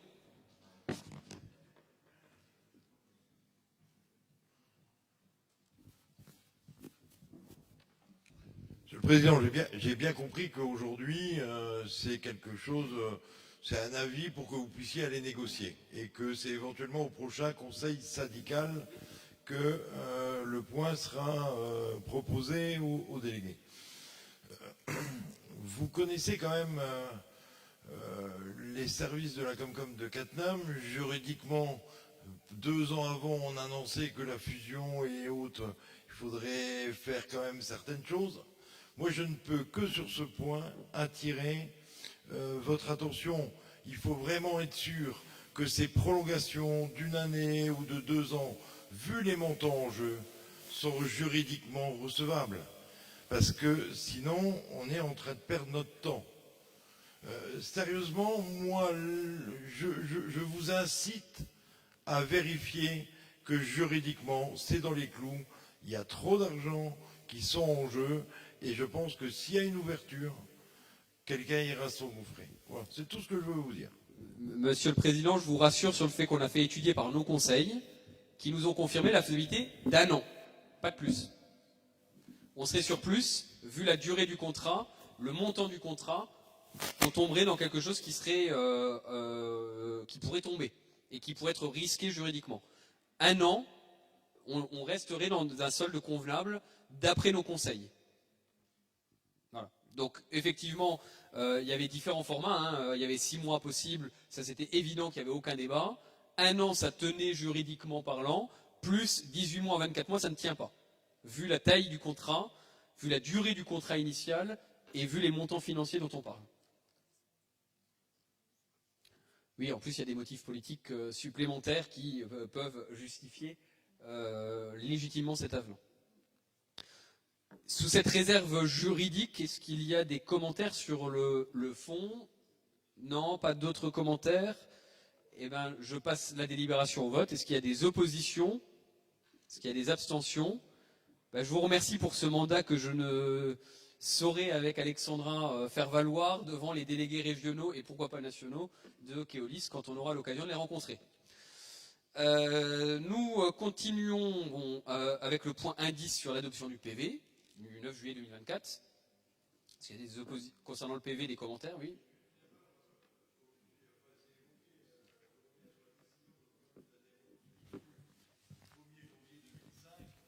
Corriger au 1er janvier 2025. 2025. Merci pour la vigilance. Sur le 9 juillet, d'autres points de vigilance? Est-ce qu'il y a des oppositions, des abstentions? Je vous remercie. Sur le 13 septembre, pas d'autres points de vigilance. Opposition. Ah, monsieur Risser. Ah, vous vous abstenez parce que vous n'étiez pas là. Très bien. Est-ce qu'il y a donc des abstentions? Une. Des oppositions? Je vous remercie. Pour le PV du 14 octobre, oui, on a quelques PV. 14 octobre, pareil. Une abstention. Pas d'opposition. Pas d'autres abstentions. Je vous remercie. Et le 28 novembre, pareil. Une abstention. Des oppositions. Je vous remercie. Alors, je reviens donc sur le point numéro 14. Le point numéro 14 concernant l'élection d'un assesseur au bureau syndical. Je tenais à ce que nous fassions cette proposition aujourd'hui, Et je tiens à commencer au nom de l'Assemblée syndicale ce point en m'excusant officiellement. Parce que auprès du territoire du Pays Val d'Alzette, parce qu'effectivement, la démocratie a ses règles, la démocratie interne a ses règles, mais le deal entre financeurs en a aussi. Et je tiens quand même à le dire publiquement.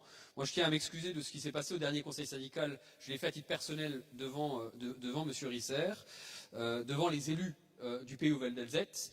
Mais en même temps, il y a des règles qui sont légales. Mais je le dis, le poste aujourd'hui proposé en tant qu'assesseur, comme le poste la dernière fois de vice-président, avait une vocation qui était une vocation de représentation territoriale. Nous avions un choix à faire et nous avions le choix à faire d'un représentant du territoire du territoire du Pays Val d'Alzette. J'ai tendance à penser que le pré-vote qui avait été réalisé suffisait à montrer, et qui a été évoqué par moi-même, suffisait à faire valoir le fait que le Pays Val d'Alzette s'était positionné sur un représentant qui lui était légitime. À partir de ce moment-là, j'aurais eu tendance à penser que l'ensemble des délégués auraient fait ce choix d'accepter la représentante du territoire et de ne pas préjuger derrière d'une autre représentation du territoire du Pays Val d'Alzette et encore moins de l'EPCI financeur. Aujourd'hui, je le dis, la démocratie a eu lieu. Vous avez toutes et tous fait votre choix en élisant le vice-président German. Il est légitime, il est pleinement impliqué dans le syndicat. On le connaît tous pour son implication dans le syndicat. Et il ne m'appartient pas de préjuger ni humainement, ni le choix.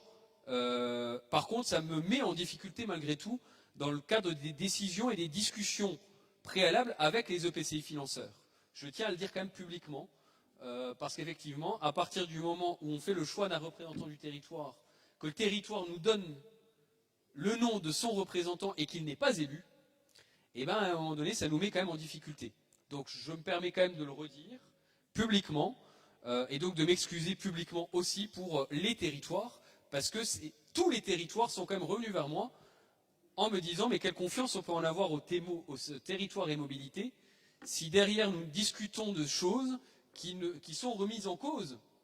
Ça nous ramène à des temps de conflits politiques territoriaux et de remise en cause des choix d'un territoire contre l'autre. Alors, je le dis, peut-être que je n'ai pas, avec autant de conviction, défendu la chose la dernière fois. Je prends ma part de responsabilité dans ce qui s'est passé. Mais je tiens à le dire après coup, parce qu'effectivement, c'est le sentiment que j'ai eu. Et je pense que c'est quand même juste de pouvoir le redire. Donc, il ne m'appartient pas de remettre en cause le vote, évidemment. Par contre, il m'appartient de s'assurer que le PIO Val d'Alzette, en tant qu'institution, est un représentant. C'est surtout ça mon enjeu. Parce qu'aujourd'hui, M. German, qui a été élu pour le PIO Val d'Alzette, n'est pas représentant du PIO Val d'Alzette et n'est pas élu communautaire. Et donc, il ne peut pas représenter ni les maires, ni les autres membres délégués du PIO Val d'Alzette, puisqu'il n'est pas lui-même représentant délégué du PIO Val d'Alzette. Donc il m'appartient aujourd'hui de trouver une solution. La première des solutions, c'est effectivement ce que je vous ai dit tout à l'heure dans le propos liminaire. C'est nous sommes aujourd'hui dans une situation où il y a un trou dans la raquette. Il y a des institutions off. On a des discussions régulières avec les présidents de PCI qui n'ont pas de valeur dans nos statuts. Il faut intégrer un comité des financeurs, un comité ad hoc qui a un poids juridique dans nos instances, pour ne pas se retrouver dans cette urgence démocratique qui amène à des difficultés derrière pour l'ensemble du syndicat. Donc moi je vous propose que soit mis en place, dès qu'on aura une prochaine révision statutaire, ce comité des financeurs. Le deuxième sujet, c'est effectivement, M. German, avant d'être vice-président, était assesseur. Il a quitté son poste d'assesseur pour devenir vice-président. C'est votre choix. J'en prends acte. Maintenant, j'aimerais vous proposer, et je vous demanderai, s'il vous plaît, l'unanimité sur le sujet, ou en tout cas une majorité très large, d'un vote pour que M. Risser puisse entrer en tant que représentant, puisqu'il est le représentant de son territoire, au sein du bureau en tant qu'assesseur. Voilà. Je prends ma responsabilité de vous le dire comme ça. Je ne sais pas s'il y a d'autres présidents, membres, délégués qui veulent prendre la parole là-dessus. Je ne sais pas si M. Risser lui-même veut prendre la parole. Peut-être le micro ?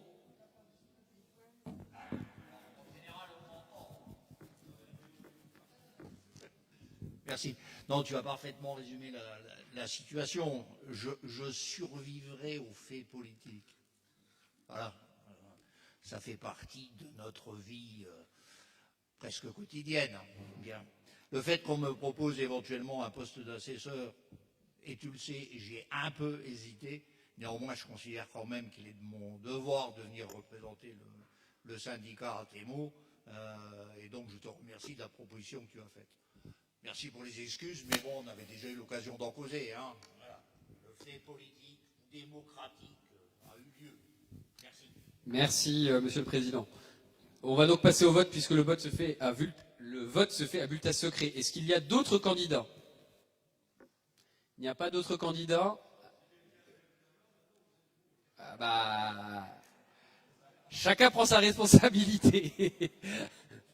Est-ce qu'il y a d'autres candidats? Il n'y a pas d'autres candidats, nous passons au vote. Alors, il faut constituer un bureau. Je vais appeler le plus ancien, M. Schiltz. Denis? On doit passer au vote. Main levée. Est-ce qu'il y a une opposition au vote à main levée? Il n'y a pas d'opposition au vote à main levée. Eh bien, j'espère que personne ne contestera. Il n'y aura pas de fait politique. Est-ce que nous sommes...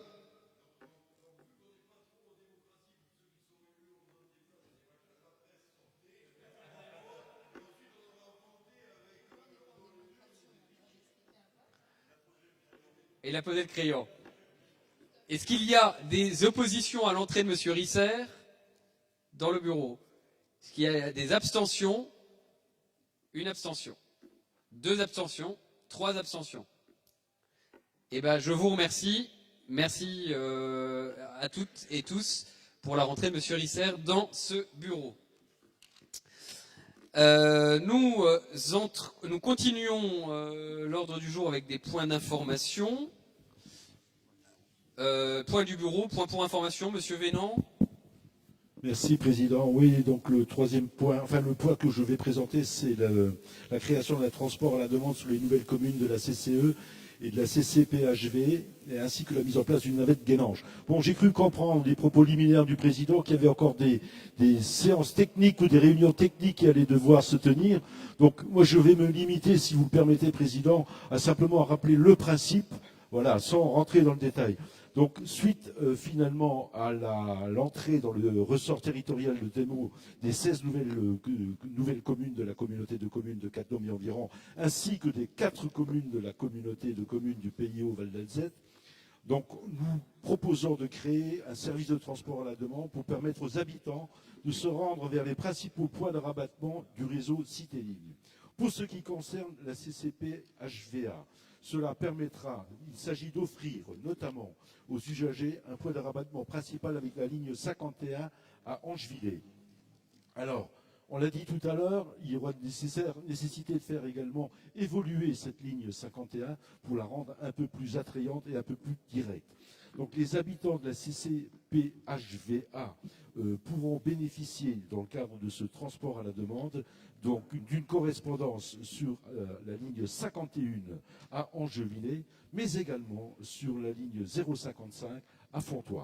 Voilà. Et ce service sera proposé également aux habitants de Boulanges, Tressanges, Autange, Madame la maire, Fontoy, Rochonvillers et Avanges. Voilà. Donc je ne rentre pas dans les détails de coûts et de moyens à mettre en œuvre. Tout cela sera précisé, je pense, ultérieurement. Pour ce qui concerne la communauté de communes de Cattenom et environ, le principe consiste à... Il faut que je retrouve mes notes. Voilà, non, voilà, attendez, juste que je retrouve mes notes. Oui, donc c'est simplement de permettre donc aux nouvelles communes, d'une part, de pouvoir se rendre avec ce transport à la demande sur la commune de Étanges-Grande, où ils pourront bénéficier de correspondance avec les lignes S10 et S11, principalement à destination de Thionville, mais également ultérieurement, en fonction des évolutions que l'on pourrait mettre en œuvre, sur la ligne S08 aussi, via Cattenom et Bassam, Yutz, pour rejoindre Thionville. Mais également, ce service, ce TAD à la demande, pourra permettre à l'intégralité des habitants de la CCE de pouvoir se rendre au centre aquatique Cap-Vert de Freistroff-la-Grande. Voilà. Président, dois-je dire autre chose sur le sujet ou Non, je ne sais pas si tout le monde est convaincu. De toute façon, comme on se l'est dit, il y a la proposition initiale qui avait été discutée et négociée au préalable. On est à la disposition des territoires et peut-être à discuter sur la méthode, mais moi j'ouvre le champ en tout cas de la concertation la plus large possible, sous réserve de ce qu'en disent les présidents de PCI financeurs. Mais s'il faut aller voir les maires et faire un point public avec tous les maires de chaque territoire, ben moi j'ouvre cette proposition, enfin je le dis ouvertement, hein, s'il faut faire un point devant 20 maires à Cattenom et devant les 8 maires du PO Val d'Alzette, aucun débat, aucun problème. Moi, j'ouvre 6 maires, les 6 maires du PO Val d'Alzette. J'ai fait de tête, hein, mais moi, je me tiens à la disposition de ces territoires pour qu'on puisse construire l'offre supplémentaire s'il y a besoin d'aller plus loin que cette première proposition. Oui, Monsieur le Président. Oui.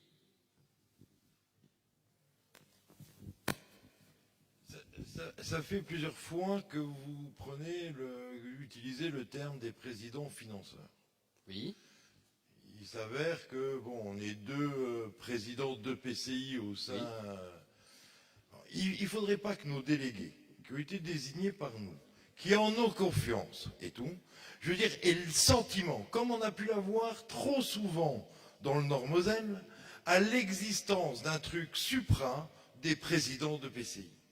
Je veux dire, il y a des délégués aujourd'hui qui sont désignés par nos instances. Donc, je veux dire, il faut qu'on arrête, sinon on s'en sort plus. Et pourtant, je suis président de PCI. Voilà. Monsieur Paquet, vous l'imaginez bien, Monsieur le Président, vous imaginez bien qu'on est tous à la fois délégués de nos syndicats et de nos territoires. Donc, oui, moi, tout ce que je dis, c'est juste qu'il faut le consentement des présidents responsables devant leurs délégués aussi. C'est ça que je dis. C'est que à un moment donné, quand on fait un accord et un deal politique sur des enjeux quelconques, ben, à un moment donné, il faut bien des voies de discussion.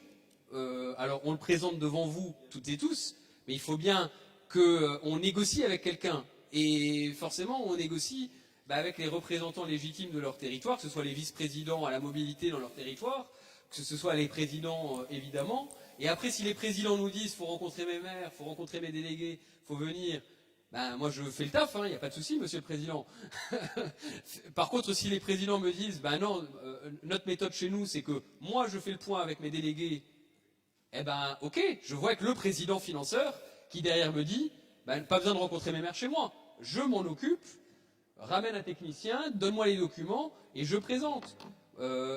Chacun a sa méthode. Et on l'a vu d'ailleurs dans l'extension du périmètre.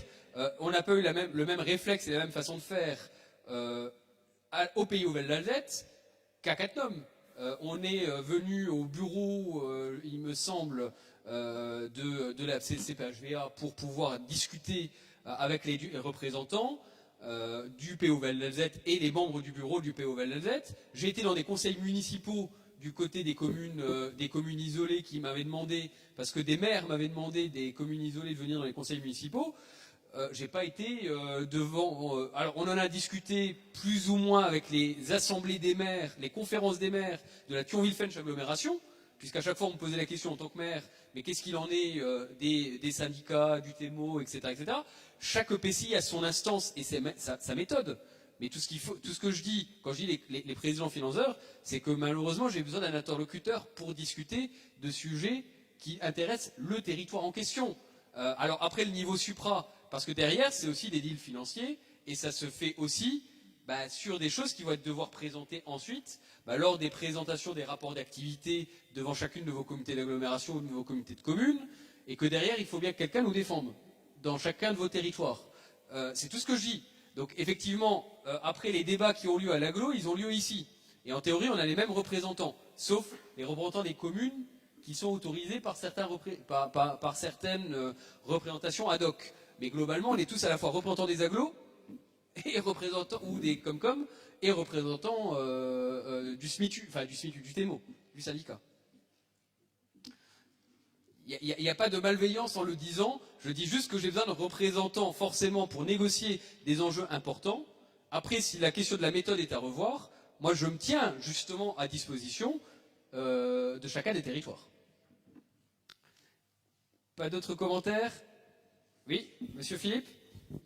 Oui, non, c'est au sujet du pôle d'échange de Longevillers. Oui. Je pense qu'il faut être relativement vigilant suite aux problèmes qu'il y avait eu il y a quelques temps que vous avez solutionnés par rapport au bus, dans le sens essentiellement du retour Thionville-Longevillers, oui, et la correspondance Sautange.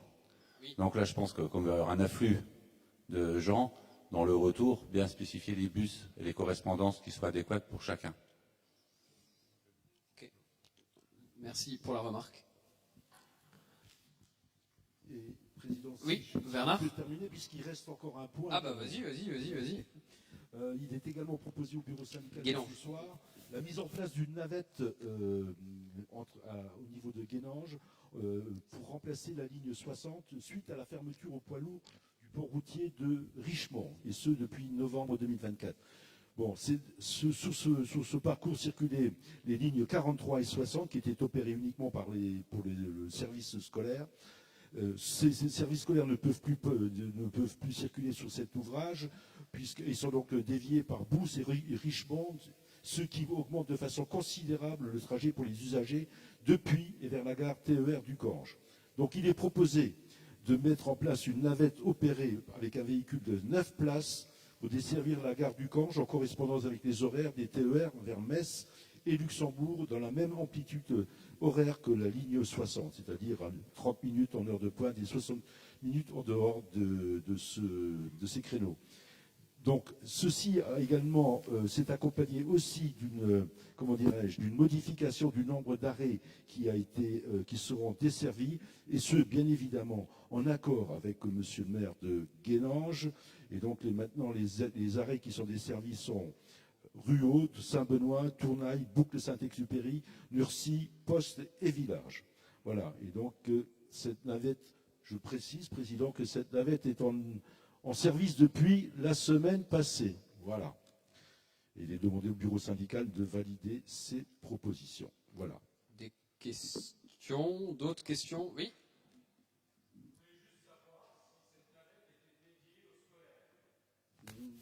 Non, puisqu'elle donne correspondance aussi vers les gares de la gare du Cange. Voilà, c'est aussi pour les gens qui travaillent, bien évidemment. Et là, juste une petite dernière blague. À quand allez-vous construire un ouvrage d'art pour traverser la Moselle dans ce sens? Je laisse le président répondre. Oui, c'est le département, oui. C'est le département qui a la compétence du pont. De ce pont. Est-ce qu'il y a... On n'a pas la casquette là. Est-ce qu'il y a d'autres commentaires, d'autres questions? On est bon pour les informations du bureau. Deuxième information du bureau, la délibération concernant... Alors, il n'y avait pas de délibération existante pour le cadre légal des véhicules de fonction. Donc, nous avons une délibération sur le véhicule de fonction du DGS. Donc, elle est passée en toute transparence au bureau. Et la modification du tableau des effectifs et de l'organigramme. Donc, comme ça, par rapport à notre débat budgétaire, vous avez l'effectif de l'organigramme tel qu'il a été validé. Je ne sais pas s'il y a des questions et des commentaires sur ces deux points. Pas de questions, pas de commentaires. Et la vente d'intérêt à la vente d'intérêt à la SNCF, monsieur Schultz. Monsieur le vice-président. Oui, on va enrichir, mesdames et messieurs, les recettes du syndicat Le Témo, puisqu'on va vendre une partie de terrain qui sont situés la rue Jean Monnet pour la sécurisation d'un poste d'aiguillage. On va vendre 450 mètres carrés de terrain à la SNCF pour la bagatelle de 36 € le mètre carré, donc l'estimation faite par France Domaine. Donc je vous demande, on propose au syndicat de se prononcer en faveur de cette vente. Il y a des questions? Pas de questions, pas de commentaires? Peut-être juste une dernière information sur le CERM. Juste vous donner une information, et ça fera l'objet d'une prochaine motion qu'on aura à vous proposer dans les prochains mois. Nous sommes tombés d'accord avec plusieurs présidents de PCI sur la rédaction d'un courrier dans le cadre du CERM, du Service Express Régional Métropolitain. Donc Pierre Cuny, Michel Libot, Michel Paquet, Patrick Risser, Armel Chaban et Arnaud Spett. Donc les territoires associés globalement qui sont proches du syndicat ou à la frontière luxembourgeoise. Sur un courrier au sujet donc du CERM pour demander la mise en place du scénario 3. Alors pour ceux qui se souviennent des débats sur le CERM, c'est le scénario le plus ambitieux concernant le CERM. Je rappelle les enjeux brièvement. Un barreau ferroviaire, donc plusieurs points retiennent favorablement notre attention. Donc c'est la rédaction du courrier qui nous a amené à un accord sur la rédaction.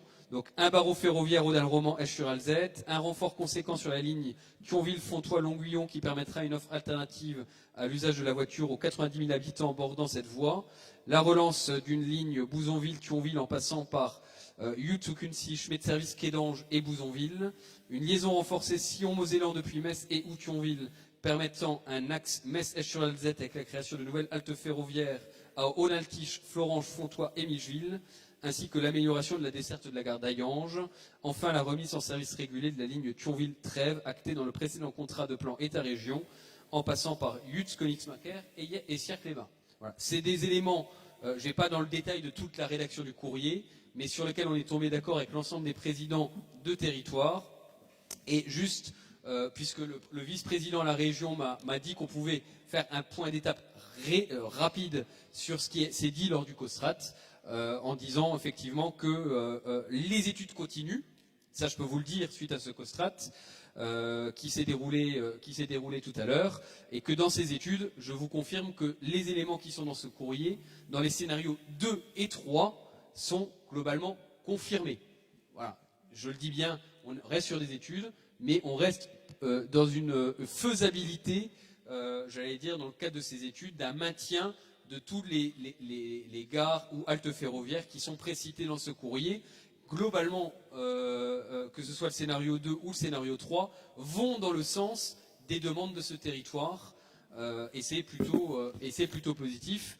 Je me permets de préciser, parce qu'il y aura derrière des copiles où les EPCI seront vous serez toutes et tous invités, mais je me permets aussi de rappeler que au-delà de tout ça, on n'a pas encore commencé à parler finances. On est vraiment sur un plan d'intention, sur un schéma et un cap politique, mais que derrière, il y a bien évidemment un tour de table financier qui commencera à partir des prochains mois, et que je crois que le 2 avril, les présidents de PCI vont être invités à une réunion au CERM, justement, à la région, pour faire le point sur ces scénarios dans le détail. Donc voilà, le CERM avance, les EPCI, nous arrivons à avoir une parole commune, et en tout cas la région continue à nous consulter plutôt avec des études plutôt favorables et qui vont plutôt dans le bon sens pour les enjeux de notre territoire, même s'il y a des biais financiers. Et je finis simplement en vous disant que comme nous n'avions pas fait, on avait loupé l'occasion de vous faire une invitation pour la création du TEMO, je suis heureux de pouvoir vous inviter pour le vote du budget à un petit moment de sympathie pour célébrer nos consensus dans le cadre de notre syndicat. Merci à tous.